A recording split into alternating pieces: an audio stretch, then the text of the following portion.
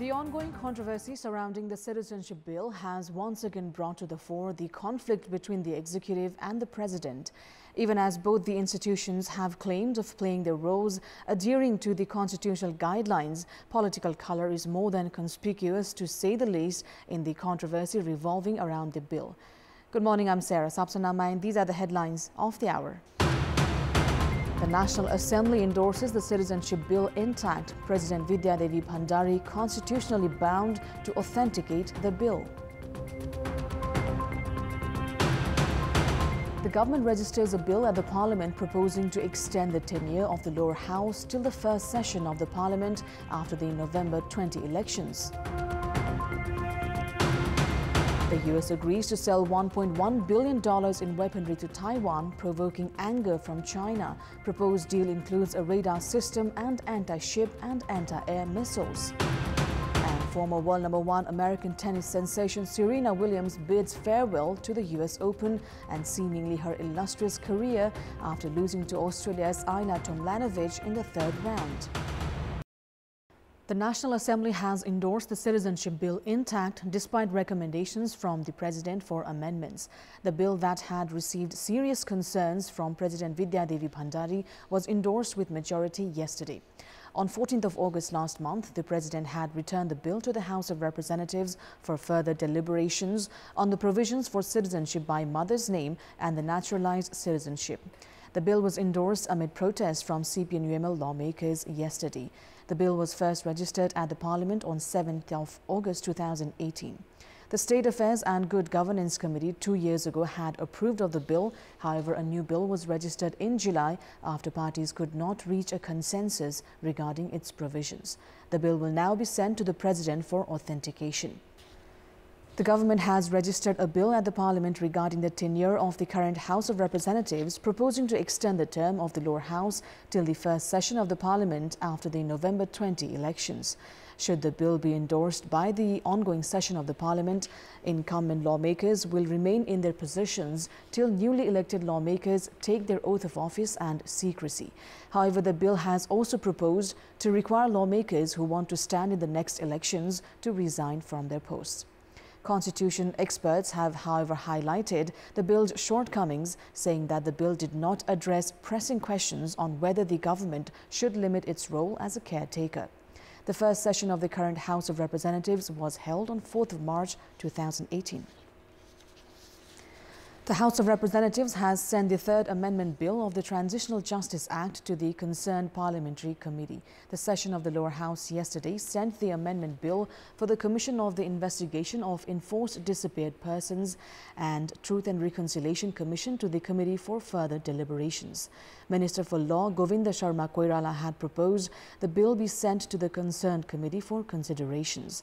The bill has drawn serious concerns of rights activists at home and abroad, as it has provisions of giving blanket amnesty to perpetrators of inhuman crimes. In another context, lawmakers of the opposition had criticized the government for failing to monitor the ruling party's affiliated students who had vandalized Tribhuvan University, resulting in a massive loss of properties. Lawmakers from the ruling alliance had defended the government against the criticism. Lawmakers had also demanded for an election provision that would bar spouses from contesting the election under the direct and proportionate category. Likewise, lawmakers also demanded the government address the plight of victims of loan sharks. It's the main day of the Gora Perpetri that is mainly celebrated in the Sudur Paschim province of the country. In Hindu religion, the 8th day of the festival, also called the Ashtami, is considered the main day where devotees celebrate the wedding of goddess Gora to Lord Shiva. Women in most households of Sudur Paschim and Karnali province soak 5 different types of grains, which is locally called biruda, in a bamboo container to begin the main rituals. They then take the grains to nearby water source and wash them the next day. On the 7th day, or the Saptami, the women establish a statue of goddess Gora and make offerings. On the 8th day, women fast and celebrate the wedding of goddess Gora and Lord Shiva.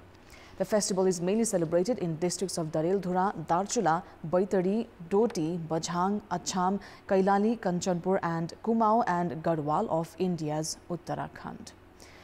Now, general public have begun flocking the marketplaces as retailers have introduced various festive offers targeting the fast approaching Dasai Tihar festivals. The Department of Commerce, Supplies and Consumer Protection has said it will intensify its monitoring to avoid any violation of consumer rights during this period. The department's Director General Leela Prasad Sharma has said the department will take actions against any businesses found guilty of violating consumer rights. Food outlets, retail stores, automobile businesses and telecommunication, among others, tend to introduce various offers to their consumers a month ahead of the festivities like Dasai, Tihar and Chhat. Now, more than 30,000 road accidents are reported each year in the country, most of which have been attributed to negligence on behalf of the drivers and poor condition of vehicles. The traffic police have now begun a campaign to check the state of the engines and take necessary actions. A pickup van driver in the capital's Kantipur was found driving the vehicle with a broken hand. The driver, like many others, are often unaware or overlook the risk they are putting themselves in and others plying on the streets with their negligence. There are also vehicles plying in the streets without clear number plates, making it difficult for the traffic police to track them in case of accidents. The traffic police have now begun checking the state of vehicles to ensure they can be easily identified if needed. The authorities have said they have raised monitoring in view of the higher number of accidents during festive seasons. Every year, up to 2,500 individuals get killed in road accidents in the country. This includes over 500 accidents caused by poorly maintained vehicles. The traffic police say accidents are caused by brake failures, overloading, engine breakdown, among others. Apart from private vehicles, in fact, there is also a need to show seriousness in regularly monitoring public vehicles. And it's time now for our segment Public Polls, where you text us with your opinion. The question is, what could be the reason for the carelessness in conducting regular checkings of vehicles? Your options are A, indifference, B, obstinate transport operators, and C, less human resources. The voting is on. Type NEWS, select your option A, B or C and send it to 34001 to share your opinion with us. Now, in our Public Voice segment, we've asked people in all provinces what type of candidates should parties field for the upcoming elections. Let's take a look at what they had to say.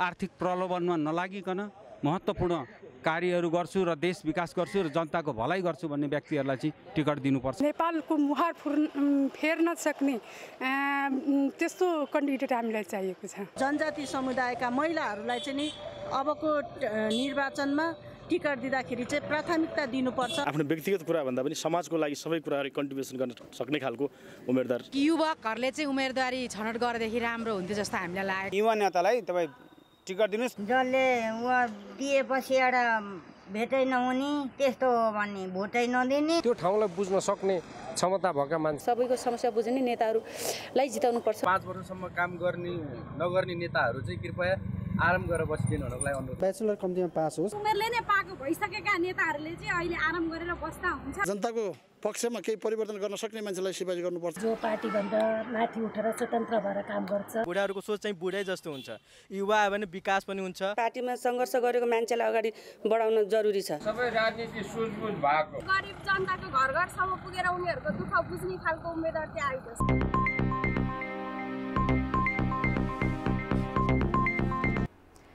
Nepal are playing against host Kenya in the second one-day match of the 3-match series today after winning the first match yesterday. Today's match has been scheduled to kick off at 12:15 p.m. Nepal time. Nepal chalked out a comprehensive 7-wicket victory over Kenya yesterday to take a 1-0 lead in the 3-match one-day series. Yesterday's day belonged to Nepal's opening batsman Ashif Sheikh, who struck a well-compiled century.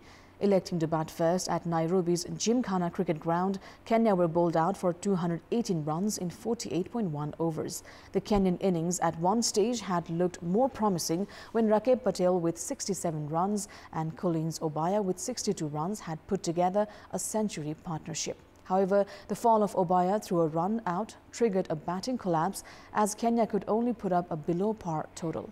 Sompal Kami and Karan Casey shared 3 wickets each for Nepal. Nepal started their chase on a strong note as the two openers Arjun Saud and Ashif Sheikh put on a 141-run partnership. Arjun was first to depart after scoring 61 runs. Asif went on to score 110 runs, bringing his century with a 6. That's all for the moment. Thank you for watching. Bye for now.